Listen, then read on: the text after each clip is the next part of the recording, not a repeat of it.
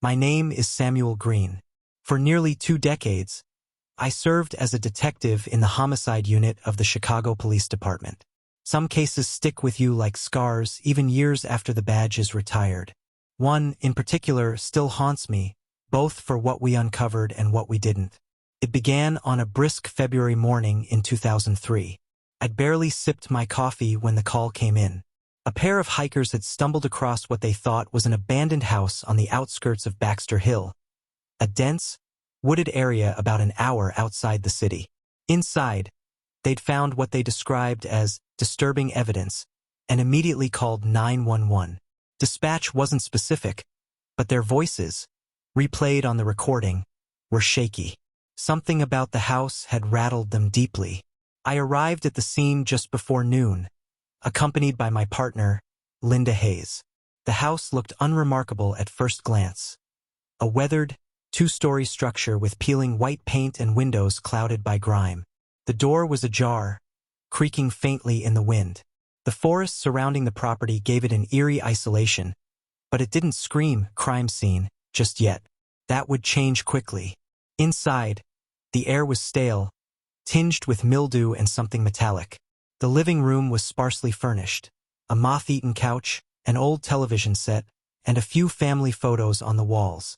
But it wasn't the decor that drew our attention. It was the handwritten notes, dozens of them, scattered across the floor, pinned to the walls, stuffed into the couch cushions. They varied in size, from full sheets of paper to torn scraps, but all bore the same erratic handwriting. Some were barely legible. Others contained clear, deliberate messages. The phrases were disjointed, yet unervingly consistent. They are watching. Don't trust the voices. She knows where it's hidden. We bagged several of the notes for analysis and continued through the house. In the kitchen, Linda froze mid-step. Her flashlight had caught something beneath the dining table. It was a box, roughly the size of a shoe, wrapped in layers of duct tape. Written on the tape, in the same frantic scrawl, were the words, "Do not open." We radioed for backup and waited for the bomb squad to clear the box. When they finally did, what we found inside was worse than any explosive. Photographs, hundreds of them. Some were grainy black and whites. Others were Polaroids. All depicted people, mostly women and children, in various states of distress. Many were bound and blindfolded, their expressions frozen in silent terror. The backgrounds varied. A basement, a forest, the interior of a van. But one constant stood out. The same man, always partially obscured, watching from the corner of each frame. The investigation that followed consumed the next 6 months of my life. We identified several of the women in the photos as individuals who had gone missing over the past decade. Most were from small towns or transient communities, making it easy for their disappearances to slip through the cracks. The photos became our only leads. The first breakthrough came when we matched a photo's background, a rusted water tower visible through a window, to a property 50 miles north. It was another abandoned house, but this one bore the unmistakable signs of violence. Bloodstains, broken restraints, and a single shoe that matched one of the victims in the photos. Yet the man in the images remained elusive. Every attempt to trace his identity led us to dead ends. As the weeks turned into months, Linda and I started piecing together the profile of a methodical predator. He seemed to choose his victims carefully, often targeting those with strained family connections or unstable living situations. He moved frequently, never leaving behind enough evidence to tie him directly to a crime. The final break in the case came from an unexpected source. A teenage boy named Ethan, who had been squatting in the Baxter Hill house with a group of runaways. He recognized one of the women in the photos as Miss Karen, a kind-hearted stranger who had brought them food on several occasions. Ethan's description of her vehicle, a beat-up station wagon, gave us a new thread to pull. We traced the car to a junkyard in southern Illinois. The owner recalled towing it from a nearby motel several years prior. When we visited the motel, the manager produced a handwritten ledger with the name Alan Whitaker. It was the first solid lead we'd had on the man in the photos. Whitaker wasn't an easy man to track.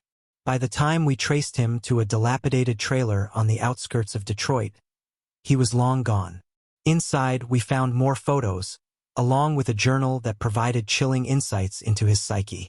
He wrote about his projects in detached, clinical terms, referring to his victims as subjects and detailing the experiments he conducted on them. There were no names, no clear timelines, just fragments of a twisted mind. Despite our best efforts, Whitaker was never captured. His trail went cold after Detroit, and no new photos surfaced. Officially, the case remains unsolved, but unofficially, I believe he's either dead or lying low. The house on Baxter Hill was eventually demolished, but the memories of that case linger. Every so often, I revisit the photos in my mind, searching for details I might have missed, clues that could lead to closure. The worst part isn't the unanswered questions. It's knowing that somewhere, there are families still waiting for loved ones who may never come home. And then there's Whitaker himself, the man in the corner of every photo, the one who's probably still out there watching.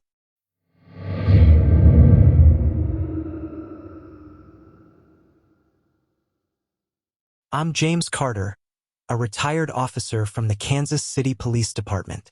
I spent most of my career handling cases that could chill the bones of even the most seasoned detectives. But nothing compares to the case of the empty tracks, the one that still keeps me awake at night. It began in the spring of 1998, when a freight train conductor reported finding an abandoned car on a service road near a remote stretch of tracks outside the city. The vehicle, a rusted-out blue sedan, was parked at an odd angle with its trunk open. What made it unusual wasn't the car itself, but the surrounding scene. Scattered across the dirt were items that seemed out of place. A single shoe, a child's backpack, and a blood-streaked teddy bear. The conductor thought it looked like an accident or perhaps a crime scene and called it in. When we arrived, the air was heavy, the kind of silence that makes you uneasy. The sedan was ancient, the kind that belonged in a junkyard, not on a back road. Its interior was a mess. Empty fast food containers, cigarette butts, and a faint smell of decay. But the real discovery came from the trunk. Inside was a trail of dried blood leading toward the tracks, as if something or someone had been dragged away. The investigation started with the car. It was registered to a man named Curtis Lowe, a local drifter with a history of petty thefts and vagrancy.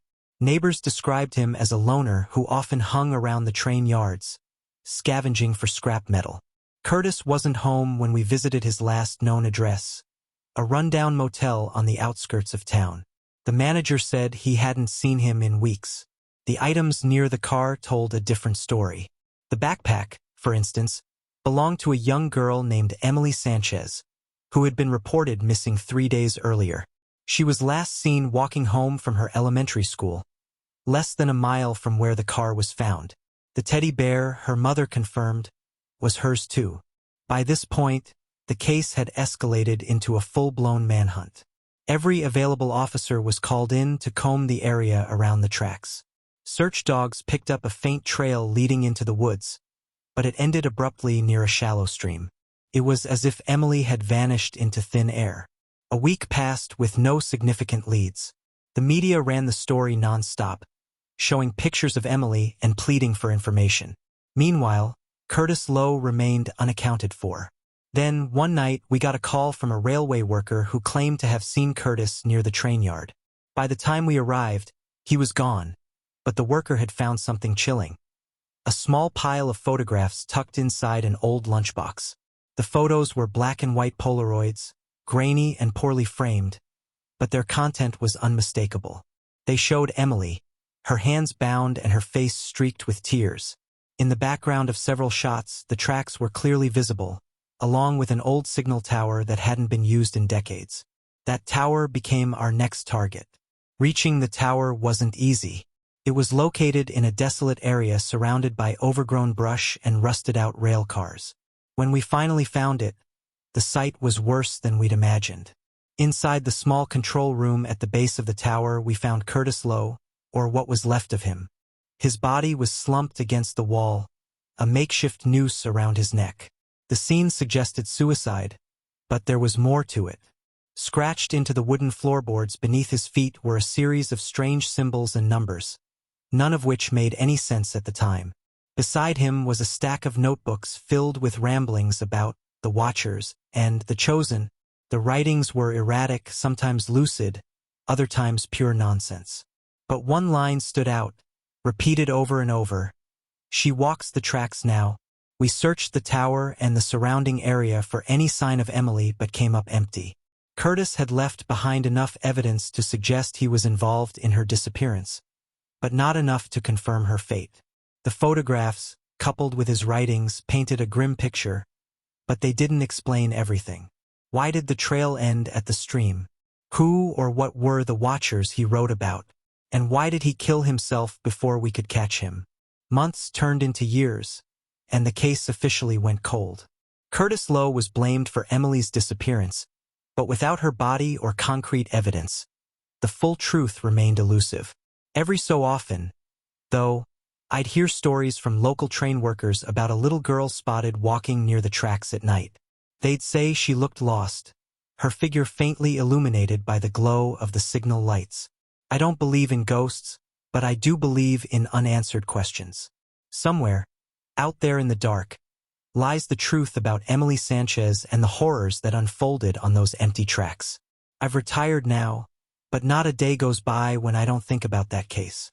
The photographs, the symbols, the haunting words etched into the floorboards. They're all pieces of a puzzle I was never able to solve.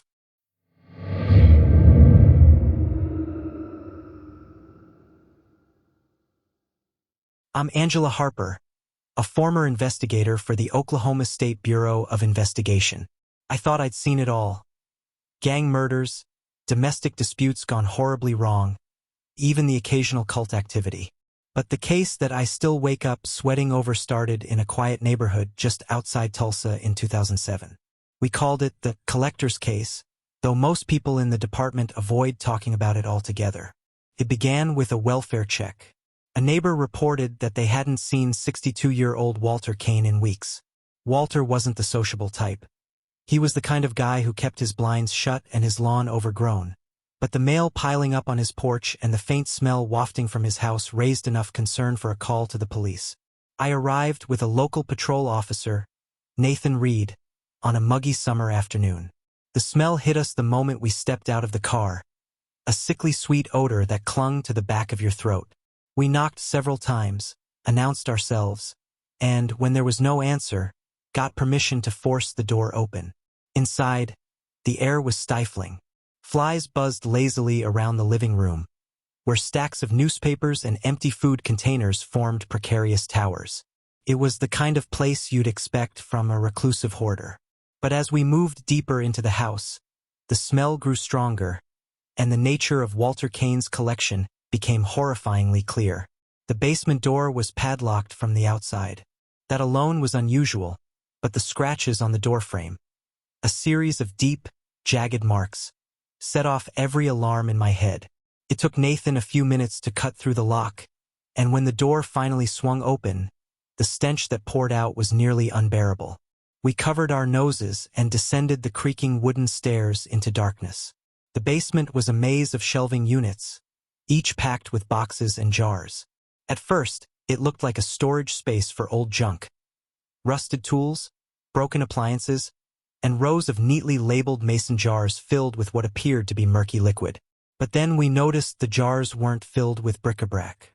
They contained preserved body parts, fingers, ears, and even small organs, floating in yellowish fluid. At the far end of the basement, beneath a single, flickering bulb, we found Walter Kane. He was sitting in an old armchair, his body slumped to one side. He'd been dead for at least a week, judging by the state of decomposition. In his lap was a notebook, the pages filled with meticulous entries cataloging his collection. Each jar was numbered, and each number corresponded to a name, date, and what he called the item of interest.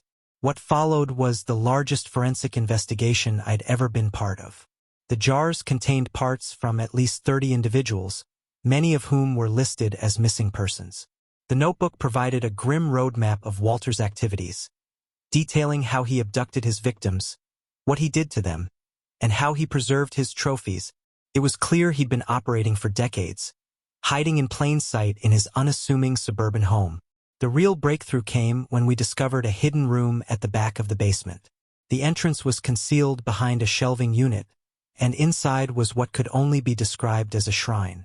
The walls were covered in photographs, most of them Polaroids, showing his victims at various stages of captivity. There were locks of hair pinned to corkboards, personal belongings like necklaces and wallets displayed on shelves, and a large, grotesque sculpture in the center of the room, a mannequin-like figure made entirely of bones. But the most chilling discovery was a set of VHS tapes stored in an old filing cabinet. Each tape was labeled with a number matching the jars. When we played the first tape, the room fell silent. Walter had filmed everything: his abductions, his methods of dismemberment, and, in some cases, conversations with his victims. He spoke to them as if they were old friends, explaining why he was choosing them and how they would live on as part of his collection. The tapes provided crucial evidence for identifying the victims, but they also revealed something deeply unsettling. Walter Kane didn't act alone. In several recordings, another man could be heard speaking off-camera, offering suggestions or asking questions about the process. Walter referred to him as Charlie, but no other identifying information was mentioned. The hunt for Charlie became our new priority. We scoured Walter's house for clues, interviewed everyone who had ever known him, and cross-referenced the tapes with other unsolved cases. But Charlie was a ghost. No fingerprints, no photographs, no traceable connection to Walter beyond the recordings. Whoever he was, he vanished as soon as Walter died. By the time we wrapped up the case, we had identified 24 of Walter's victims, though the remains of others were too degraded for analysis. The families received some semblance of closure, but for the rest of us, the case left a lasting scar. Walter Kane had been living among us, quietly indulging in unspeakable acts, for decades. And Charlie, whoever he was, might still be out there. I retired 2 years later, unable to shake the images and sounds from those tapes. Sometimes, when I'm alone in the dark, I think about Walter's basement, the jars, and the shrine. But mostly, I think about the voice on the tapes, the calm, conversational tone of a man who could disappear so completely. And I wonder how many others like him are still out there, hiding behind locked doors and drawn curtains, waiting for their moment to strike.